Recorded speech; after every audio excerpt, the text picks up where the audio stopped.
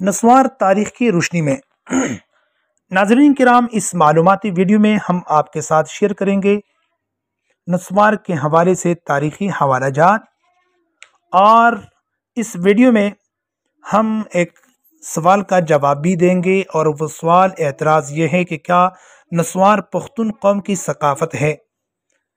تاریخی حوالوں سے ہم ثابت کریں گے کہ یہ نسوار بھی دیگر برائیوں کی طرح نسوار بھی یورپ کی گندی تہذیب کا حصہ ہے۔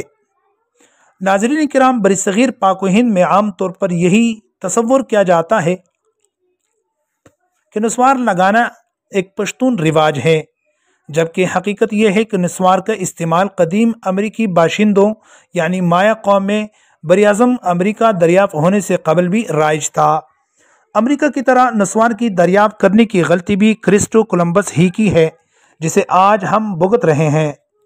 1493 عیسوی میں ایک فرانسیسی راہب رامن پون نے نو دریافت شدہ امریکہ میں 3 سال گزارے، اور 1496 عیسوی میں امریکہ سے تمباکو کا پودا اپنے ساتھ پرتگال لے گئے، کیونکہ پرتگال کی آب و ہوا اس کی کاشت کے لیے موزوں تھی، اور بالآخر یہ سوغات یورپی جہاز رانوں میں اتنی مقبول ہوئی کہ 1500 عیسوی کے بعد ہر سمندری مہم میں جہازوں پر نسوار کا اسٹاک رکھا جانے لگا تاکہ طویل بحری سفر میں ملاحوں کی دل پشوری ہو سکے۔ 1638 عیسوی میں نسوار فرانس کا مقبول ترین نشہ بن چکا تھا، جبکہ 17 صدی عیسوی میں نسوار کا استعمال کرنے والوں کو گمراہ فرقہ قرار دیتے ہوئے عیسائیوں کے روحانی پیشوا پوپ اربن ہفتم نے اس پر پابندی کی مہم چلائی، مگر مرض بڑھتا گیا جوں جوں دوا کی۔ 1850 عیسوی میں برطانوی تاجروں کے توسط سے تمباکو اور نسوار چین جا پہنچی، اور وہاں بھی اس نے اپنی مقبولیت کے جھنڈے گاڑ دیے۔ اسی طرح برصغیر میں بھی چائے، نسوار اور تمباکو ایسٹ انڈیا کمپنی ہی کے توسط سے پہنچی، اور انگریزوں نے تمباکو کی کاشت کے لیے پنجاب اور خیبر کی زمین کا انتخاب کر لیا، کیونکہ تمباکو کی کاشت کے لیے یہ موزوں زمین تھی۔ آج کل تمباکو کی کاشت کے حوالے سے سوابی، بنو مردان اور جامپور بہترین خطے تسلیم کیے جاتے ہیں۔ خصوصاً سوابی کا ورجینیا تمباکو دنیا بھر میں مشہور ہے، چونکہ نسوار کو سب سے پہلے پشتون آبادی کے باشندوں نے اپنایا۔ اس وجہ سے برصغیر میں لوگ یہی تصور کرتے ہیں کہ یہ خالص پشتون سوغات ہیں۔ پاکستان میں نسوار کی تیاری کا سب سے بڑا مرکز بنو ہے۔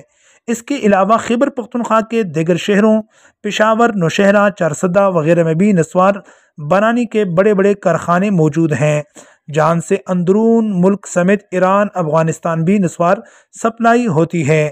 ایک اندازے کے مطابق صرف بنو کے کارخانوں میں یومیہ 600 سے 700 من نسوار تیار ہوتی ہے۔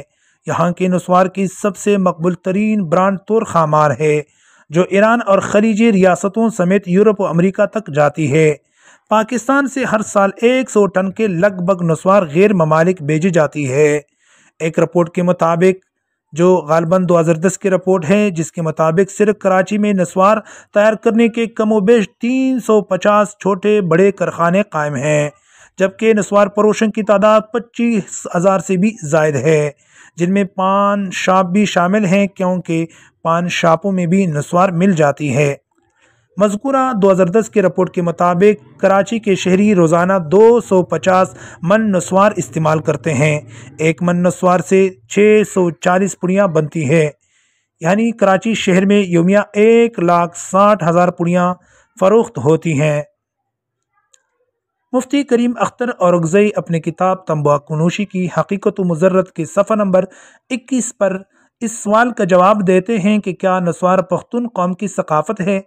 چنانچہ وہ لکھتے ہیں کہ بعض لوگوں کا یہ کہنا ہے کہ نسوار پختون قوم کی ثقافت ہے، یہ بالکل غلط اور بے بنیاد بات ہے، اور ان لوگوں کی تاریخ سے عدمی واقفیت کی علامت ہے۔